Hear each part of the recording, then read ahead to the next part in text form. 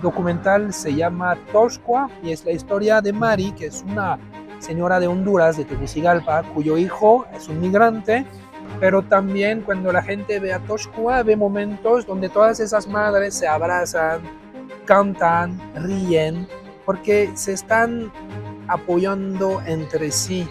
Muchas veces hay muchos testimonios en que los jóvenes se van sin avisar a su mamá.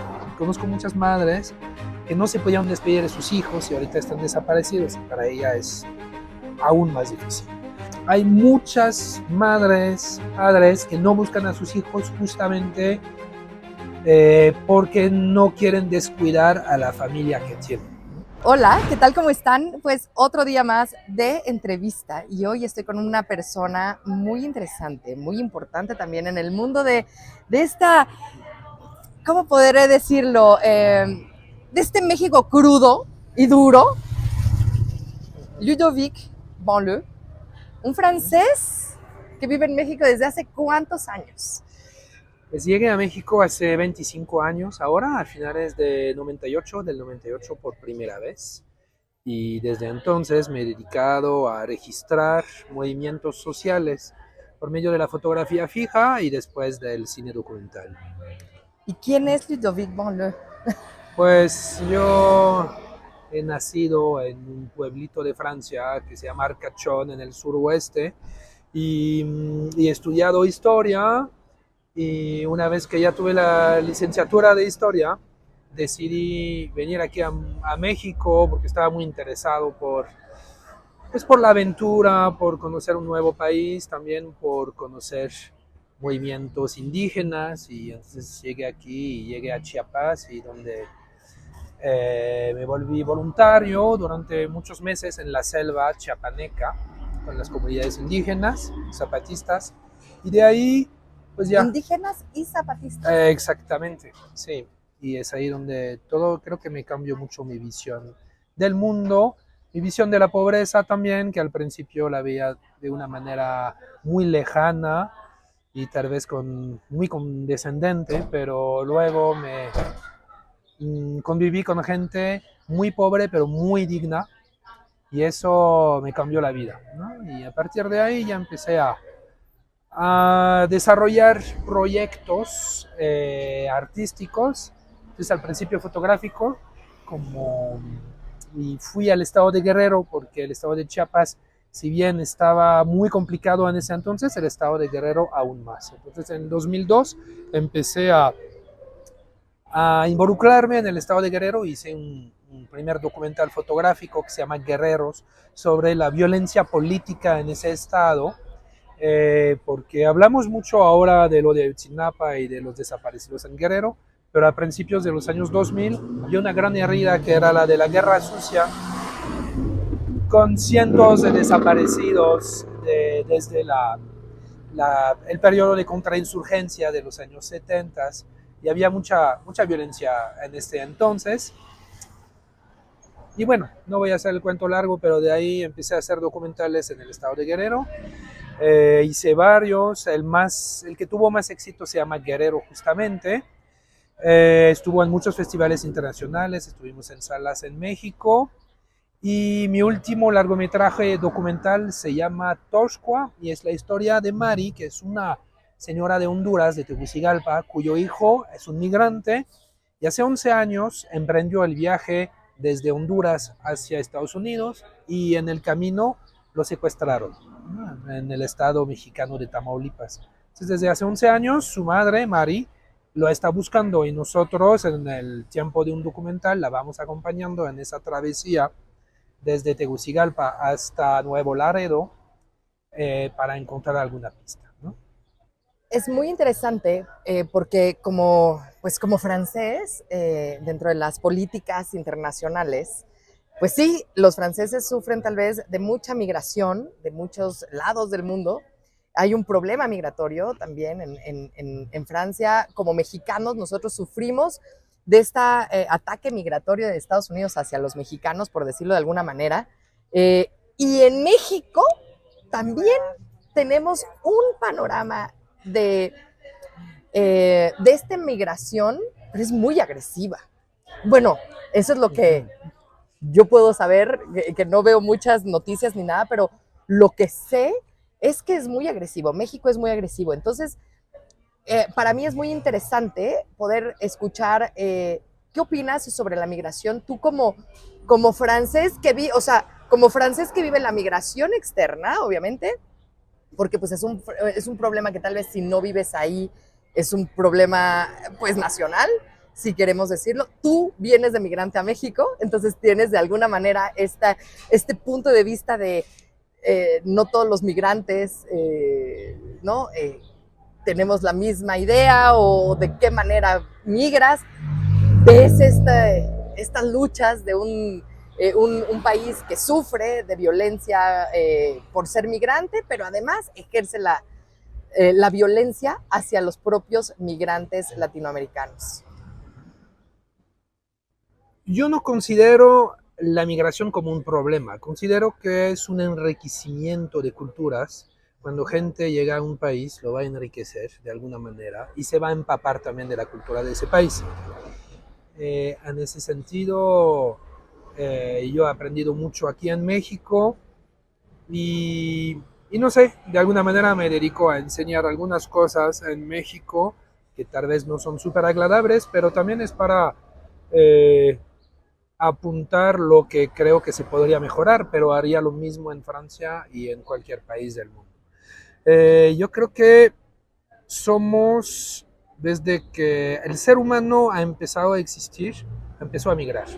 Salió de África. Todos salimos de África, nuestros antepasados, todos salieron de África y llegaron aquí, en otras partes, y no sé dónde. Entonces no tenemos un derecho de piso del mundo, yo creo. De hecho, lo que vemos que hicieron, lo que hicieron los conquistadores cuando llegaron aquí, se apropiaron un terreno y expropiaron a otros, ¿no? Entonces, en ese sentido, creo que la migración es algo natural y que hay que proteger a las y los migrantes cuando tienen que irse de sus países para llegar a otros países. Luego, hoy en día, efectivamente, hay como mucha gente que podríamos llamar, que yo llamo refugiados. Es gente que para la mayoría tuvieron que salir de sus países por la pobreza, por la violencia, por la corrupción y por el cambio climático. Tenemos que proteger aquí a los migrantes y cuando el crimen organizado está desapareciendo a jóvenes para usarlos para usarlos para cualquier cosa del crimen organizado, pues entonces hay que buscar a esos jóvenes, es el deber de las autoridades de buscarlos y de rescatarlos.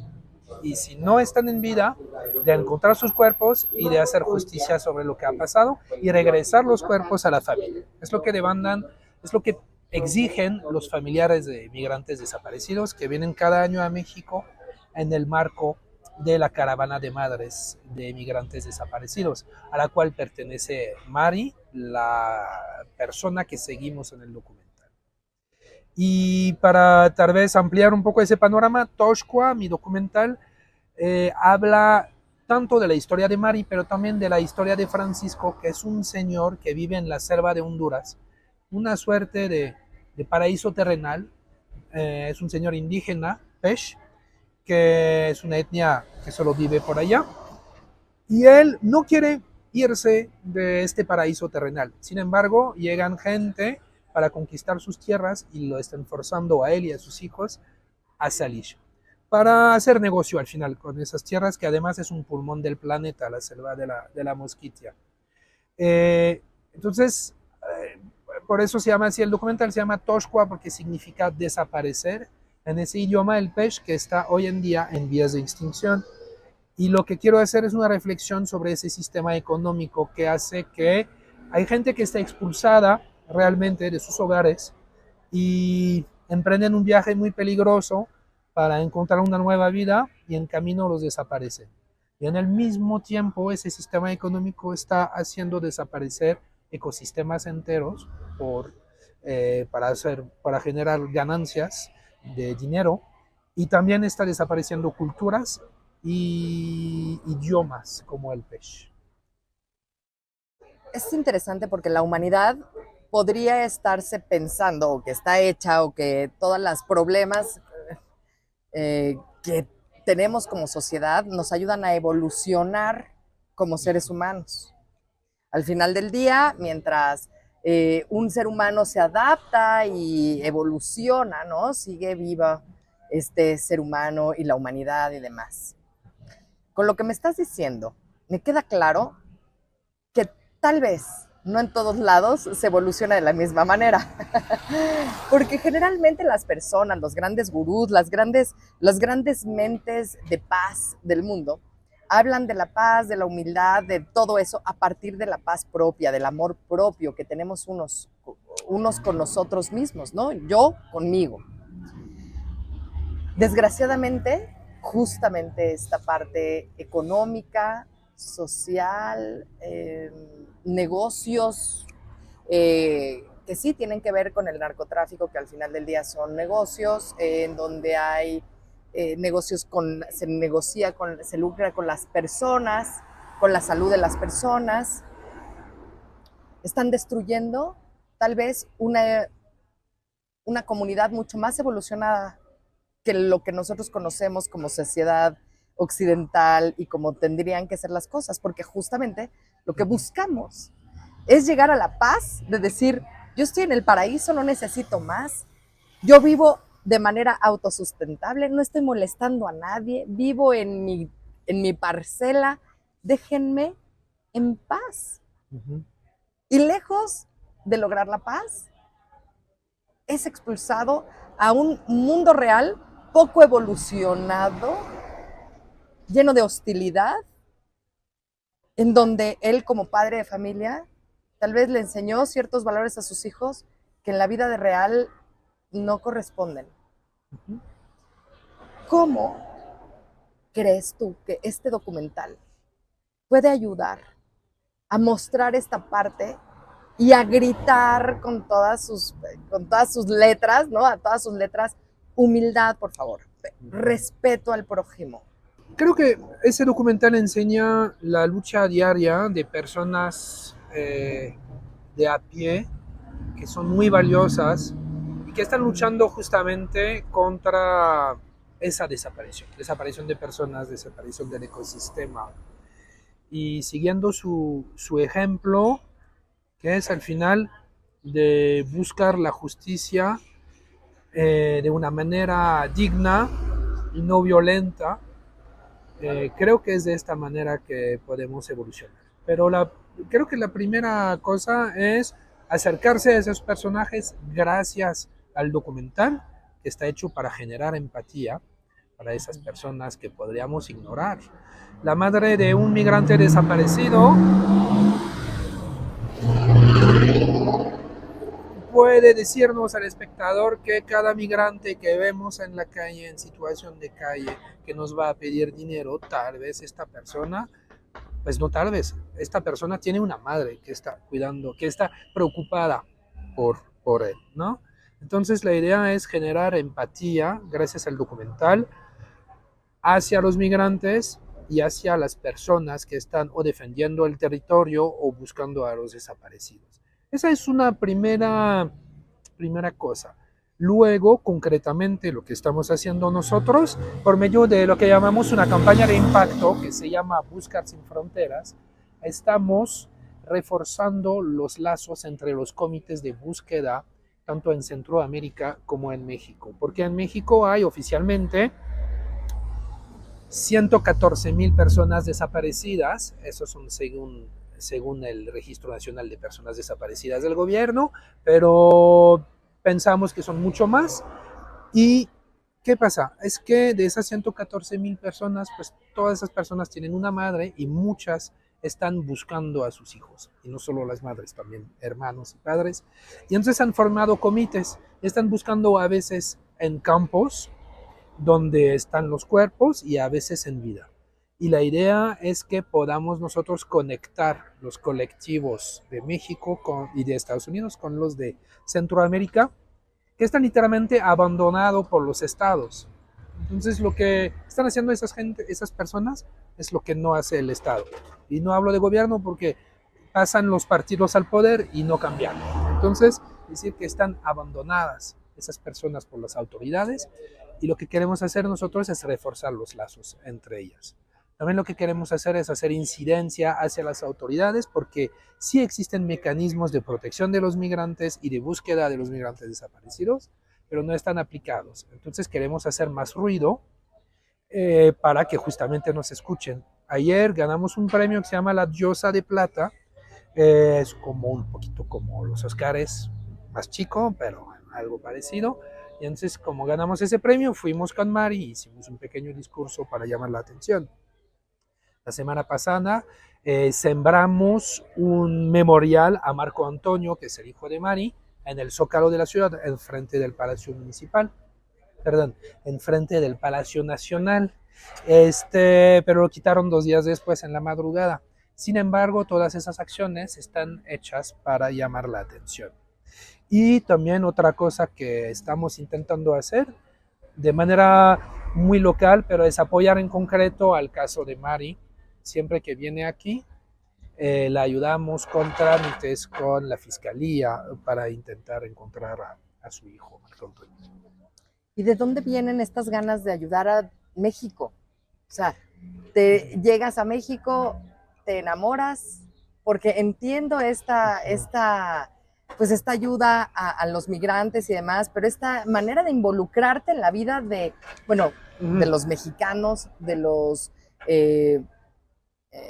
pues de las personas vulnerables, no todo el mundo se atreve. ¿Qué es lo que hace que a ti te importe más? ¿De dónde nace ese gusto por mostrar este lado? Sí, digo, yo estoy en México y entonces hago los documentales en México, pero estaría en China, estaría allá, ¿no? Y bueno, y sí estaba un poco harto de Francia, entonces por eso no vivo allá, pero bueno, no significa que no hay cosas que siento que hay que arreglar en Francia, hay muchas cosas por arreglar justamente. Pero no sé por qué no se me da. Pero al final no tengo... Para mí la nacionalidad es una suerte, para ciertas personas es una suerte. Para mí haber nacido en Francia, casi no me piden visa en ningún país del mundo, y al contrario, hubiera nacido en Honduras, no podría moverme afuera de Honduras, ¿no? Y además tendría que vivir en una extrema violencia a diario. Entonces, para mí es una gran suerte, y tal vez es una manera de regresar esa suerte, poder presentar una visión más humanista de los demás. Sin embargo, siempre, no me gusta el término ayudar, porque siempre yo recibo muchísimo del intercambio que tengo con las personas. Son grandes ejemplos de dignidad las personas que estoy filmando, y no me siento como que yo no voy a resolver las cosas tampoco. Nada más lo que puedo hacer es tratar de ponerlas en relación con otras personas por medio del cine. Ese lado humanista y también esa inquietud por la desaparición, porque todos mis documentales todos tienen que ver con la desaparición. Creo que sí viene de mi mamá, porque mi mamá antes era activista de Amnistía Internacional, entonces hablábamos mucho de presos políticos, de gente desaparecida en todo el mundo. Entonces siempre ella sigue siendo muy humanista, y siempre trata en su pequeña comunidad de reforzar los lazos entre la gente. Por ejemplo, en el pueblo donde vive, pues hace reuniones entre gente católica, gente musulmana, para reforzar los lazos, porque hoy en día en Francia a veces puede haber mucha fricción justamente entre las comunidades religiosas. Entonces, de alguna manera yo creo que viene de ahí. Cuando hablas de esta parte de las desapariciones y humildemente dices, pues yo lo único que puedo hacer es explicar por medio del cine lo que veo, lo que existe, para darles voz a todas estas personas que piden desesperadamente un foro, el ser vistas y ser escuchadas. ¿Logras, dentro de la filmación de este gran documental que es ganador, encontrar en el camino a otros desaparecidos de otras mamás que vienen ahí. Ujú. Entonces, al final del día, podemos hablar de que cuando haces las cosas bien, con amor, con entrega, para darles el micrófono a las personas, ¿no? Darles la visión, darles la oportunidad de ser escuchadas, vistas, porque es tu manera de poder ayudar y decir, me uno a, a esta contribución, a esta, pues sí, a este dar después de todo lo que recibo, y encuentran muchas personas y logran más que el cometido de filmar un documental en donde quiero que me digas y que nos platiques qué es vivir, cómo lo viviste tú, porque lo viviste codo a codo, mano a mano, y de verdad pasaste por todo el proceso de cuántos meses de grabación, cuáles fueron las dificultades de grabar, qué aprendiste tú como humano de todo esto. Antes también decía eso que le doy voz a la gente, pero una compañera de Impacta Cine con quien hacemos la campaña de Impacto me dijo, no es que les estés dando voz, porque sí tienen voz, nada más estás ampliando su voz, ¿no? Y eso creo que es... Ampliando su voz. Sí, exactamente, porque tienen voz y hacen acciones. Yo no formé a Mari a ser una activista. Ella No, claro. era activista, O sea, la sí, encontré. amplificaste su voz Exactamente. y su misión. O sea, Exactamente. ven, aquí hay una lupa. Así es. Ajá. Muy bonito. Y obviamente hay una pequeña deformación del lente y del montaje, pero eso es tal vez un término más filosófico de cine, que tal vez no es el momento, no sé, de hablar de eso. Pero en realidad, pues sí, son historias de mucho dolor, obviamente, pero también cuando la gente ve a Toshkua, ve momentos donde todas esas madres se abrazan, cantan, ríen, porque se están apoyando entre sí. Y es lo que dice Mari muy seguido, que al principio estaba muy deprimida porque estaba sola con la desaparición de su hijo, nadie la ayudaba.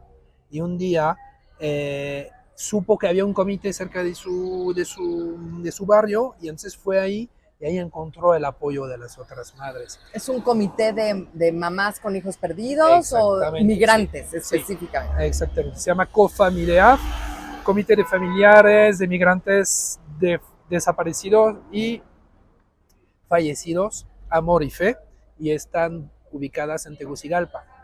¿Por qué dicen fallecidos? Porque a veces se encuentran cuerpos y entonces los tienen que repatriar allá.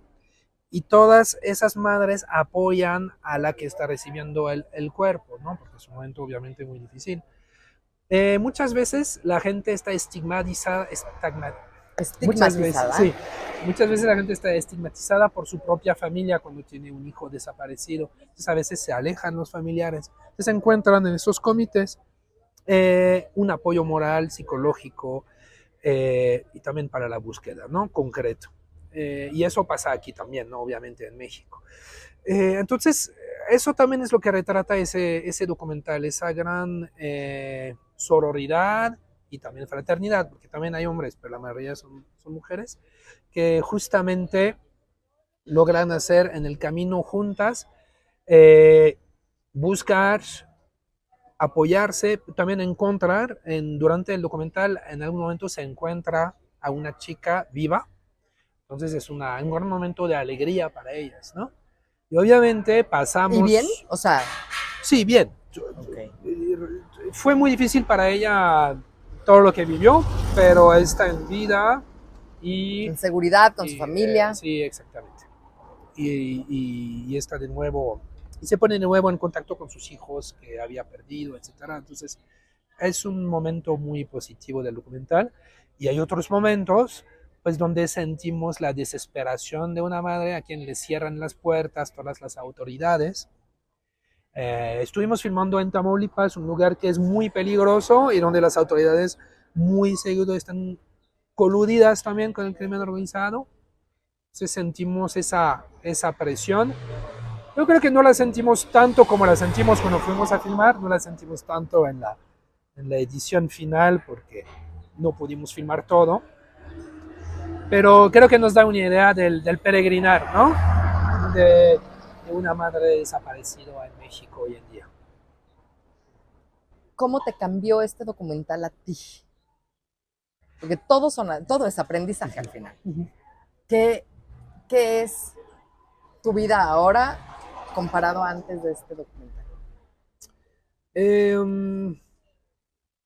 no sé, creo que veo las cosas con un poquito más con menos urgencia, vamos a decir. Porque seguir a alguien que está buscando desde hace 11 años a su hijo, pues nos enseña la paciencia, ¿no? Es que yo espero, todos esperamos que encuentre una pista de su hijo y que encuentre dónde está. Ojalá que esté vivo y si no, pues, encontrar el cuerpo y saber lo que le pasó y que se haga justicia. Pero eso sabemos que todavía va a durar, va a tardar años y años, ¿no? Entonces también hay que tener paciencia para seguir esos procesos. Y, y bueno, hacer una película también es de mucha paciencia porque nos tardamos años en hacerla y en juntar los fondos, en encontrar los personajes. Además pasó una pandemia por ahí. Fue complicado, pero logramos filmar y logramos acabarla, que es lo principal, y presentarla. Y ahorita estamos presentando en salas, lo que es muy bonito. ¿Qué es filmar un documental así? ¿Cuánto tiempo justamente te tardaste? Sí, desde que nació la idea en 2016 y se presentó por primera vez en 2023. Entonces son 7 años. Eh, pero hubo toda una etapa de desarrollo muy larga. Vamos a decir que conocí a Mari en el 2018 y la filmamos hasta 2021. Entonces concretamente son 2 años de desarrollo, 3 años de filmación y búsqueda de fondos en el mismo tiempo y un año de edición, ¿no? Entonces es muy largo, es una etapa muy importante de una vida, ¿no? ¿Qué le puedes decir a todas estas personas que nos están viendo sobre tu experiencia en este aprendizaje que tienes de cómo se vive esta desesperación y esta paciencia, ¿no? En términos de carrera cinematográfica o... En las dos, ¿Sí? en temas de carrera cinematográfica, yo creo que mucha gente, muchos jóvenes, muchas personas que nos ven, creen que si alguien hace una película, por ejemplo, pues es fácil, ¿no? Se imaginan un set enorme, las mejores condiciones, en donde, pues bueno, además tú aprendiste la paciencia dentro del documental por esta paciencia que te transmitía y que aprendiste por medio de Mari, ¿no? Y las otras madres, pero también por ti, porque decías, tiene que salir esto, tengo una idea, la quiero desarrollar y todo. Entonces yo creo que aquí podemos encontrar dos puntos de vista de esa paciencia, de este crecimiento muy interesantes. Digo, filmar un documental y filmar una ficción es muy diferente. Por lo general, el documental son mucho más días de filmación que una ficción. Pero también son crews mucho más chiquitos en comparación con una ficción. Luego la edición puede ser muy larga, más que todo porque juntamos mucho material y la historia se construye desde que tenemos la idea hasta el último día de edición. Entonces, eso sí, hay que ser muy paciente, no hay que bajar los brazos, eso nunca, y hay que acabar las pelis. Además es muy complicado porque a veces no tenemos exactamente el material que nos hubiera gustado tener, y entonces tenemos que hacer lo mejor con lo que logramos grabar, y esa es una gran enseñanza. También nos enseña a ser humildes, ¿no?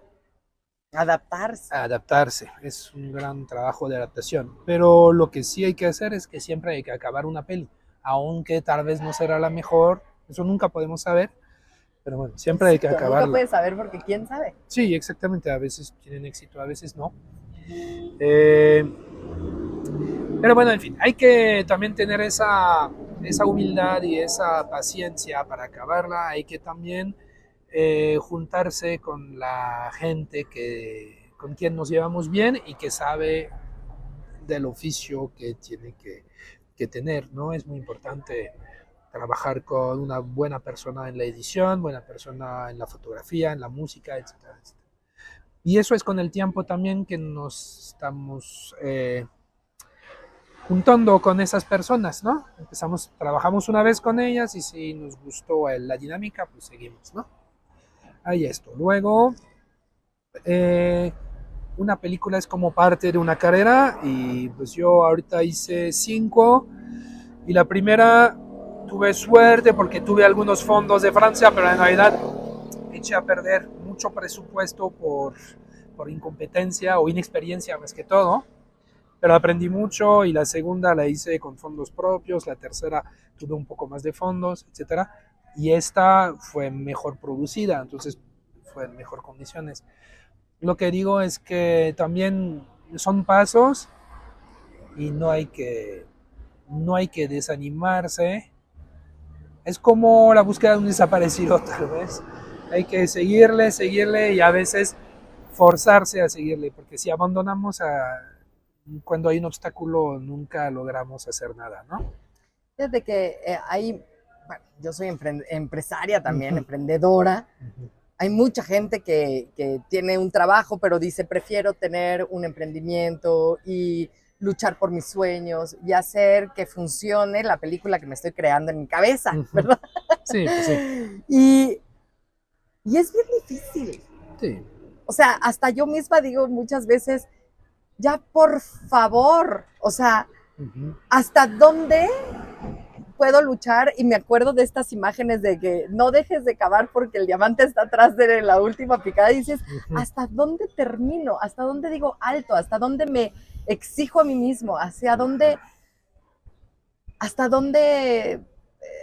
vale la pena? ¿Tú Ujú. cómo lo vives?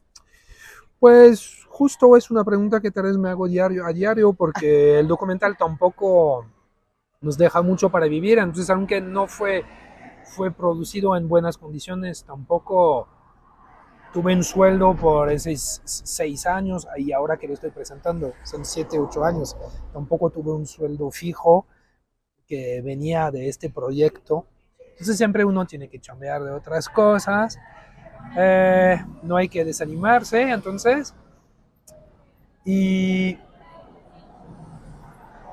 pues sí, es una pregunta que también yo me hago seguido. No sé cuánto tiempo voy a poder seguir, porque también en el documental, en el cine es eso, funciona por proyectos, ¿no? Metemos un proyecto a ver si lo logramos financiar.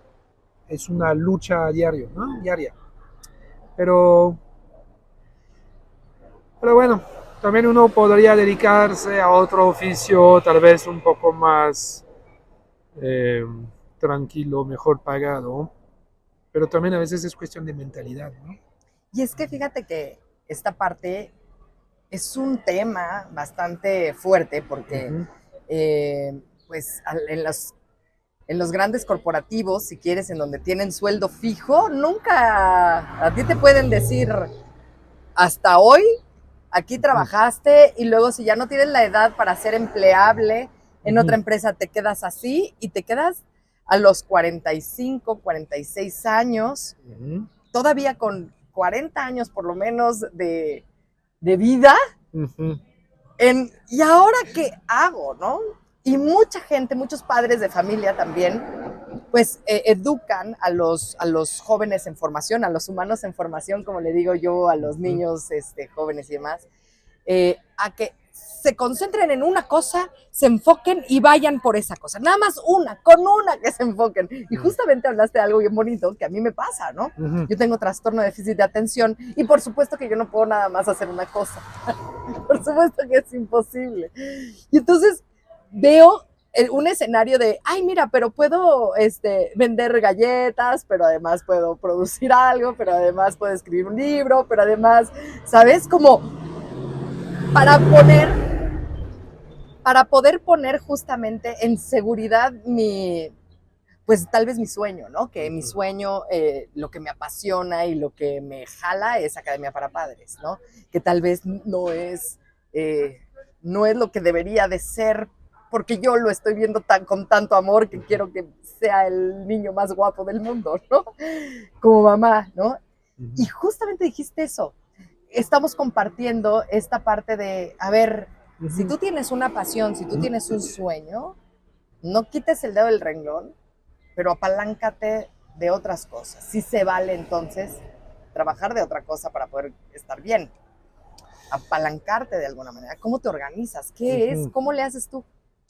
Sí, yo creo que es más que todo también si hablamos del sistema económico en el que estamos, que pues no hay ninguna seguridad y hay mucha inflación, es muy complicado vivir de sus sueños. Entonces, yo lo que aconsejo,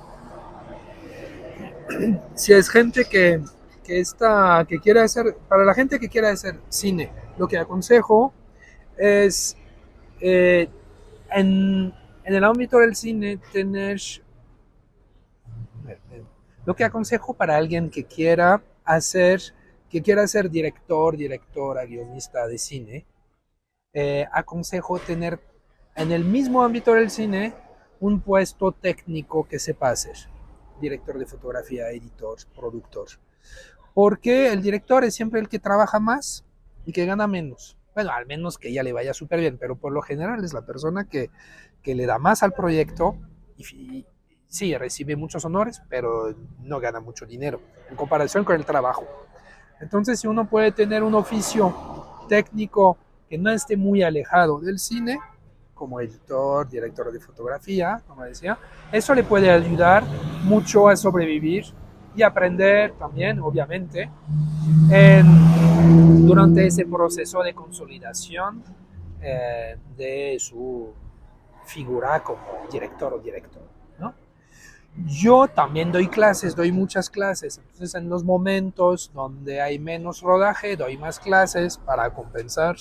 Eso me da también una estabilidad, una pseudo estabilidad económica para poder pagar la renta y más o menos, y saber que lo que viene del cine es más o menos un plus y haciendo malabares. Pero la verdad hay años buenos y hay años que no son buenos y sí es siempre muy, es una situación muy complicada, digo, no muy complicada, porque siempre he tenido un techo y siempre he podido comer, pero es una situación un poco precaria al final, porque uno no sabe lo que va a pasar mañana, ¿no?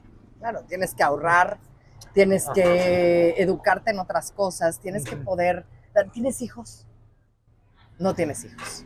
No, Bueno, no por tengo lo menos hijos. ya no tienes que decir, y tengo que Exacto. ver por la escuela de los hijos y además tengo que hacer esto, ¿no? Porque Sí. eso es una situación muy complicada que Ujú. justamente, pues también, Ujú. pues puede coartar los Ujú. sueños y la pasión de muchísimas personas que quieren emprender, porque estamos hablando del Ujú. cine, ¿no? Pero yo creo que este tip de poder trabajar en algo técnico que te pueda dar un sueldo, un salario para poder estar en paz con lo que haces, Ujú. yo creo que es una muy buena idea. O sea, es, Ujú. ok, ¿a qué te quieres dedicar? Veámoslo, ¿no? Y yo creo que es un mensaje magnífico a no nada más los jóvenes que nos puedan ver, pero a los papás, a los adultos que quieren emprender, porque nunca es tarde para emprender, Ujú. y que quieren hacer las cosas como sueñan, pero sin renunciar, ¿no? Yo a mucha gente le digo, pero es que no tienes que renunciar de tu trabajo para emprender, es el peor error que puedes hacer, porque Ujú. tienes que inyectarle muchísimo tiempo, conocimiento, dinero, dinero, dinero, dinero, dinero, dinero a un proyecto. Tienes que crear, tienes que hacer que las cosas Ujú. pasen. Es, es así, Ujú. es así. Y entonces, qué bonito poderle decir a todos esos papás que si tienen un hijo, pueden enseñarle a trabajar, sí, a estudiar, sí, a escoger su carrera, sí, pero con una seguridad, ¿no? Decir, Ujú. ok, ¿quieres dedicarte al cine? Perfecto, pero también tienes que dedicarte a comer. Ujú. Entonces, Así es. dedícate enfócate en lo que quieres hacer, a donde quieres llegar, pero tienes que poder comer, ¿no? Ujú. Porque también hay muchos papás hoy en día que mantienen y sobremantienen a los hijos porque quieren ayudarles a que cumplan ellos sus sueños, Ujú. pero se olvidan a darles estas herramientas de ser autosuficientes. ¿Tú cuál crees dentro de esta enseñanza o esta Ujú. necesidad de los jóvenes de emprender sus sueños que pudieron haber estado buscando todos estos migrantes con este sueño americano, es que quiero una vida mejor, es que todo esto, de qué se arrepienten las mamás, qué es lo que dicen, híjoles, es que mi hijo tenía esta idea, mi hija tenía esta idea Ujú. y yo no pude explicarle de otra manera o no me interesaba. ¿Te dicen de qué se arrepienten? Mm, Muchas veces hay muchos testimonios en que los jóvenes se van sin avisar a su mamá, porque ella debe decir, no, no te vayas, es demasiado peligroso irte a Estados Unidos, porque la gente sabe lo que pasa. La gente sabe lo que pasa, pero deciden emprender el viaje de todos modos y dicen pasar a los otros. Ya está, hay un poco de fatalidad, decir, pues ni modo si me pasó a mí, ¿no? Entonces hay muchos casos conozco muchas madres que no se podían despedir de sus hijos y ahorita están desaparecidos y para ella es aún más difícil. Bueno, pero por lo general, si hablamos de Honduras y de El Salvador, Nicaragua, hay un poco la atracción de Estados Unidos, porque obviamente también por medio del cine, por medio de los medios de comunicación, hay una gran atracción por el mundo del norte, ¿no? Vamos a decir, Europa, Estados Unidos. Por eso también en parte la gente migra. Pero la mayoría de las madres con quien hable de jóvenes desaparecidos de Honduras es que estaban extorsionados. Están las pandillas allá, las maras, y a todos esos jóvenes les obligan a entrar en la pandilla o les extorsionan, y si no quieren colaborar, pues los amenazan con matarlos o los matan, entonces antes de que los maten se van. Entonces básicamente el problema de 90%, yo diría, de la gente de Honduras son las pandillas que los expulsan de ahí. Es para sobrevivir a esto. Eh, y obviamente, pues si lo mezclamos con el hecho de que ganan muy poco, si luego los extorsionan de lo que ganan, pues dicen mejor intentar, aunque sea peligroso, llegar allá y mandar dinero, dólares a la familia. Pero tampoco tienen sueños de volverse Bill Gates, ¿no? Tienen sueños de volverse alguien que trabaja eh, legalmente, tranquilamente, de lunes a viernes, juntar sus dólares y apoyar a su familia. Eso sí, yo creo que también es un denominador común de toda esa gente que está muy pegada a la familia. Por lo general es mandar remesas para apoyar justamente a su mamá, a sus hermanos, a sus hijos también que dejan allá. Es el amor, la Sí. supervivencia, es Uh-huh. decir, pero ¿por qué me sacas de aquí? Es lo mismo que le Uh-huh. pasa a este indígena que nos cuentas, Uh-huh. pero si yo estoy bien aquí, déjenme en paz. Uh-huh. ¿Qué te hice yo? Si la idea es estar aquí, estar bien, yo tengo mis sueños, tengo mis ganas de hacer las cosas, yo no molesto a nadie, yo no lastimo a nadie, déjame vivir. Uh-huh. ¿Cómo podemos decirle a la gente, cómo podemos ayudarle a los demás seres humanos que tienen tanto el derecho de vivir que nosotros y Uh-huh. que tal vez vemos por arriba para no dar, para no compartir, gente del mismo México que son de la misma manera expulsados de las tierras Uh-huh. en México. O sea, no Sí, necesitamos irnos a Honduras o a El claro. Salvador. O sea, Uh-huh. esa es una realidad que además, bueno, en México, Uh-huh. pues la migración se vive muy agresiva porque las autoridades al parecer son muy, muy agresivas con todos estos migrantes, pero Uh-huh. dentro de la ciudad vemos migrantes de Oaxaca, de Chiapas, o sea, de Veracruz, Uh-huh. de muchos lados que vienen a la Ciudad de México a buscar una oportunidad para tal vez decir, Uh-huh. mira, yo lo único que quiero es lavar vidrios, arreglar un jardín, dar lo que yo puedo dar para que me puedan ganar unos pesos y poderles dar una vida mejor a mis papás, ¿no? Uh-huh. ¿Cómo podríamos ver cuál es el mejor escenario, lo que tú con tu lente de la cámara quisieras realmente tatuar o ¿no? en las personas, o decir, caramba, mira, fíjate en lo que estamos haciendo, mira esto, para que tener esta, mm, pues esta conciencia real de lo que Ujú. es y de lo que debería de ser. ¿Cuál es el mensaje de amor, pues? Yo creo que necesitamos parar lo que existe hoy en día, que es al final es la explotación de los recursos naturales y de la gente por parte,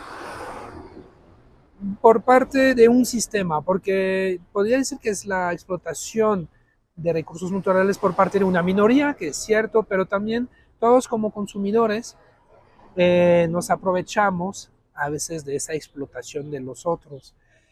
Es decir, y es complicado, pero si me compro unos tenis súper baratos que están hechos en China por gente que está explotada laboralmente, pues participo en esa explotación laboral.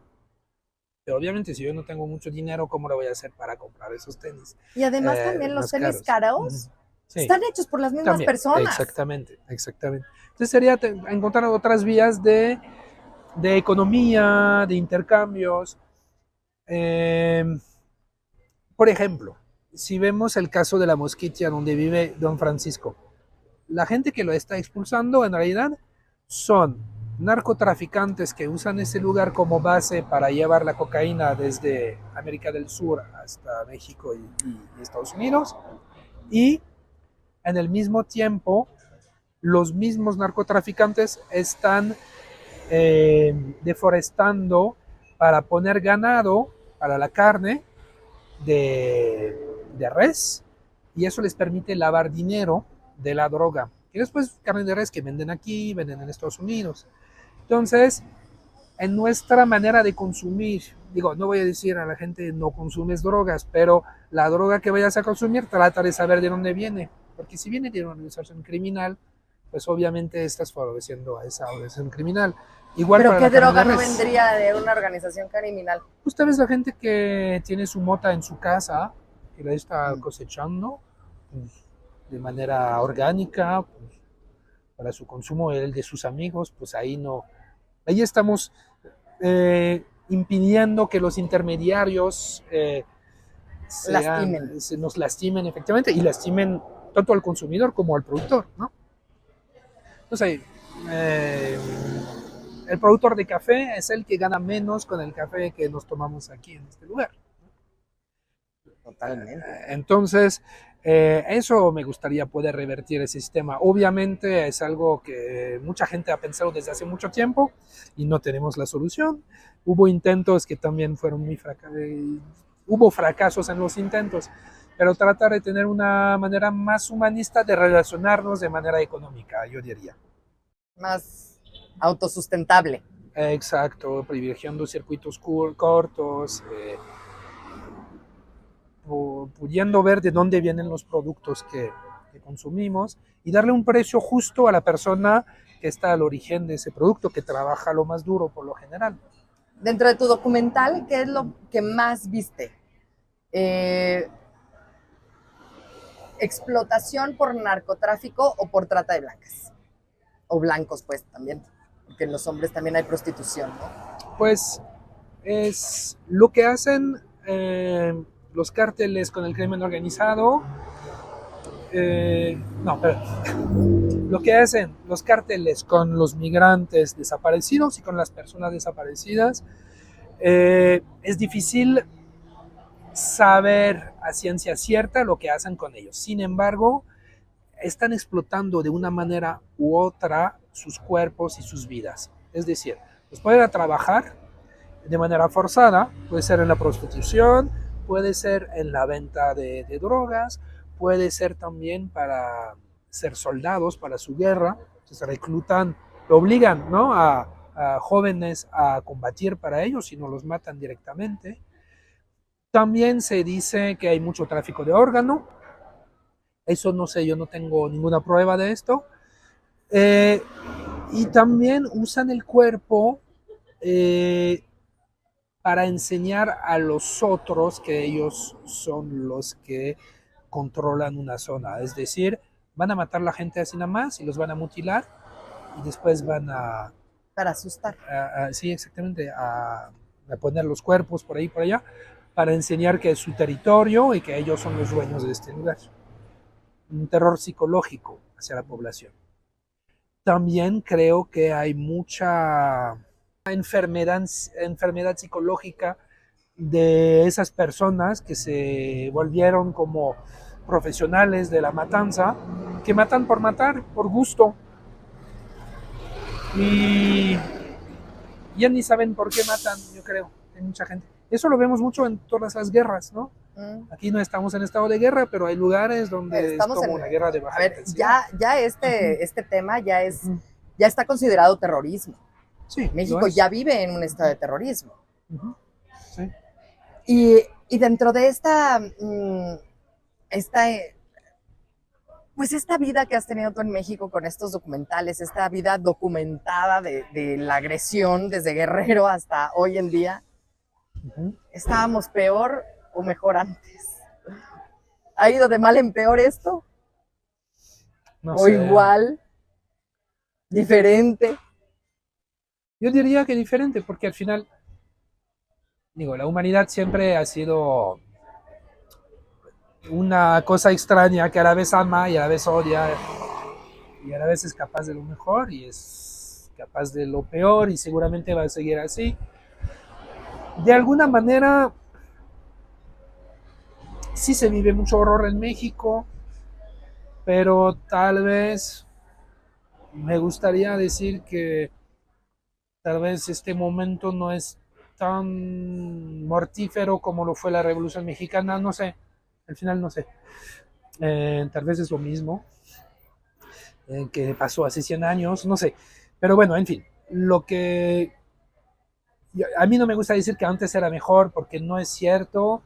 También a veces vivimos también en sociedades donde nos empezamos poco a poco a respetar más. Aunque hay gente que no respeta para nada a las otras personas, creo que poco a poco vamos en nuestras sociedades hacia más respeto. Es algo muy lento y que nunca será definitivo, yo creo. En este dolor de mamás, de desesperancia, el ingrediente común era: quiero ver a mi hijo, quiero saber qué es eso. Dejaron ellas al final del día también sus familias y otros hijos para ir a buscar a un hijo desaparecido. ¿Hasta cuándo?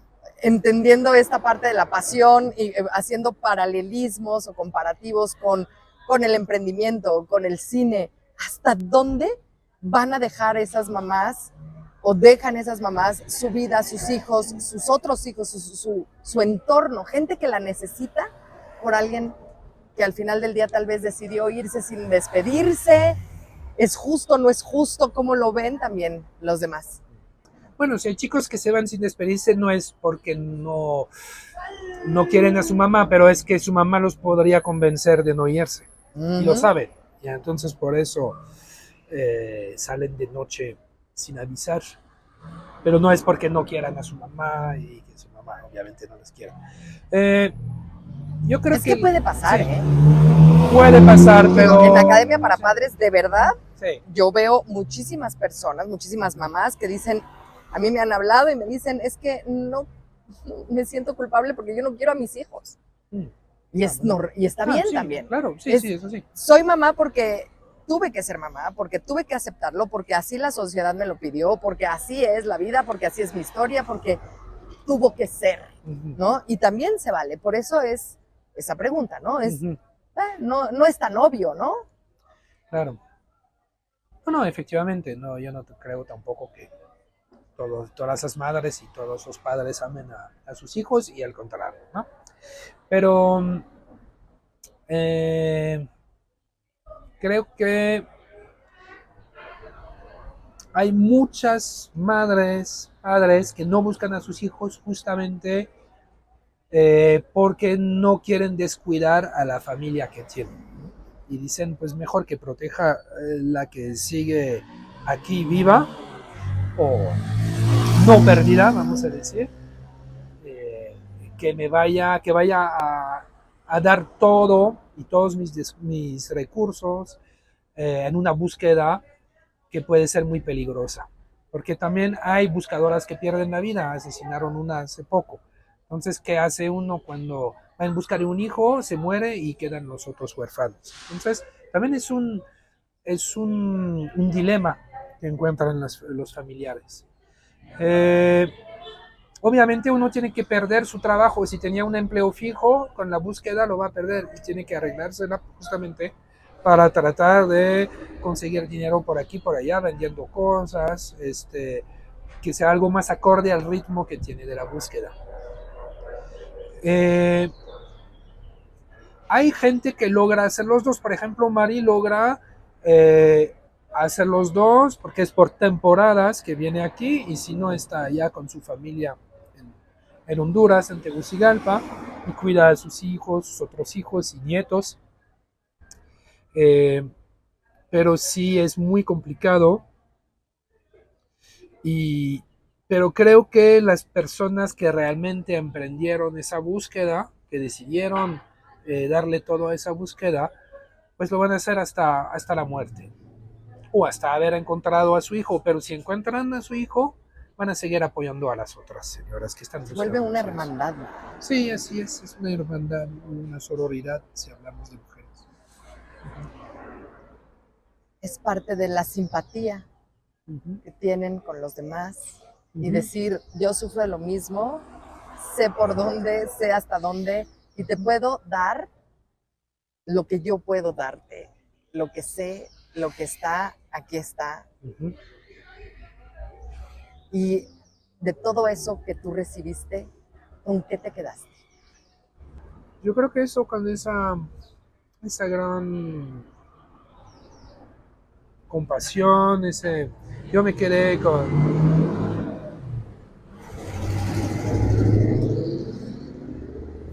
de haber vivido tantos momentos difíciles y también de felicidad con familiares de desaparecidos, me quedo con eso, con esa mezcla de dignidad y de fraternidad, algo que hizo que hace que siguen luchando, que estén realmente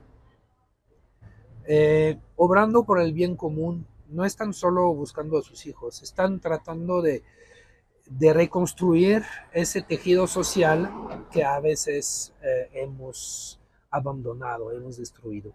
¿Qué tenemos que hacer nosotros como sociedad para aportar de una manera directa o indirecta? Porque muy probablemente ellas no sepan que los estamos ayudando. Pero sí, hacer, ¿qué hacemos? ¿Qué tenemos que hacer nosotros? Pues podemos darles visibilidad, eh, compartiendo justamente las noticias, eh, los documentales, las ficciones, compartiendo todo lo que se hace alrededor de ese tema. También se puede apoyar en la búsqueda concreta, por ejemplo, apoyando a la caravana de madres de migrantes desaparecidos que viene cada año a México. Puede apoyar puede ser con dinero, pero también puede ser con una comida para las madres cuando vienen. Ropa, comida. ¿Y Exactamente. cómo sabemos quiénes son? ¿Cómo las encontramos? ¿Cómo? Sí, está el movimiento mesoamericano, perdón, está el movimiento migrante mesoamericano que pueden apoyar directamente. También se pueden poner en contacto con nosotros en Toshqua Film y nosotros les podemos decir más o menos dónde podrían apoyar, ¿no? Porque la idea es apoyar, ayudar. Exacto. ¿Cómo poder saber si una persona indigente es migrante o no? Tal vez pues, preguntándole, ¿estás bien? ¿Necesitas algo? Dar esta parte de humanidad nuestra, preparando mochilas, tal vez con ropa en buen estado que ya no vayas a usar, por ejemplo, para que no inviertas mucho más regalándoles una botella de agua o dos, cepillos de dientes, pasta de dientes, jabón, toallitas húmedas, porque no sabes quién está ahí, tal vez él está perdido, fue engañado, quiso nada más lo mejor para su familia. Ujú. y nada más no puede, no salió, ¿no? Dentro del mundo de la psicología, desgraciadamente, es una realidad.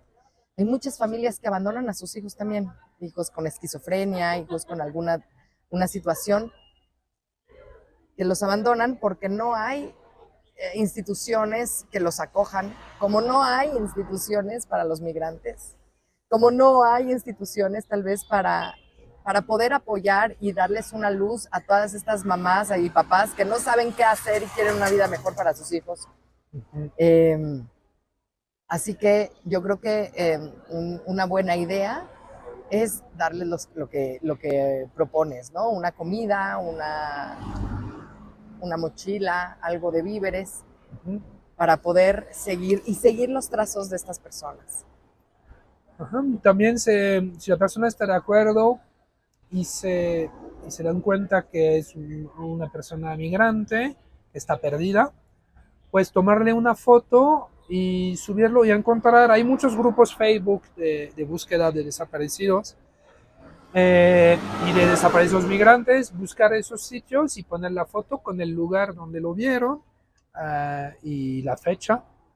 Y eso puede ayudar a familiares a encontrar, porque también hay mucha gente que después de los traumas, que vivieron experiencias muy traumáticas en manos del crimen organizado y ya no están muy bien, no pueden comunicarse con su familia porque ya no están bien. Entonces, pues eso puede ser una manera también de ayudar a unas familias a reencontrarse, ¿no? Una esperanza de amor,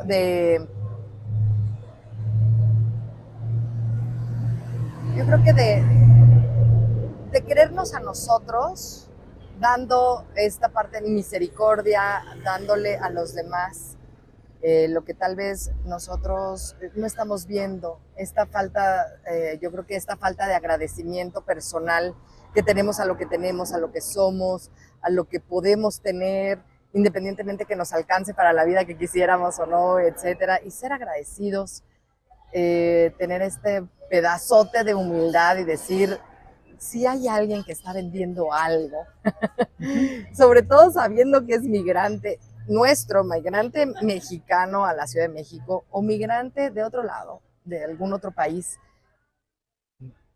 no nos cuesta nada tal vez. Ujú. No sabemos qué es lo que pasa, qué es lo que tiene, cuál es su historia, y la mejor manera de poderles ayudar es preguntándoles qué necesitan, ¿no? ¿Qué necesitas? Exacto. Ujú. ¿No? Y dentro de tus posibilidades, pues unirnos a esta ola, que de verdad muchísimas gracias por ver a México, porque nos tocó a nosotros que vinieras aquí, no le tocó a otro país hablar de todos estos documentales de los cuales has trabajado y hablado, y, y gracias por, como mexicana, poderle decir al mundo qué es lo que pasa, abran los ojos, hay un grito de ayuda, soy la lupa, en donde nada más lo único que hago es amplificar Ujú.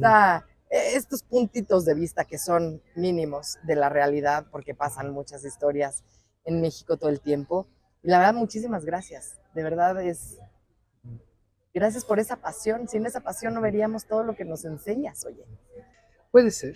Bueno, pues gracias a ti entonces por esa entrevista.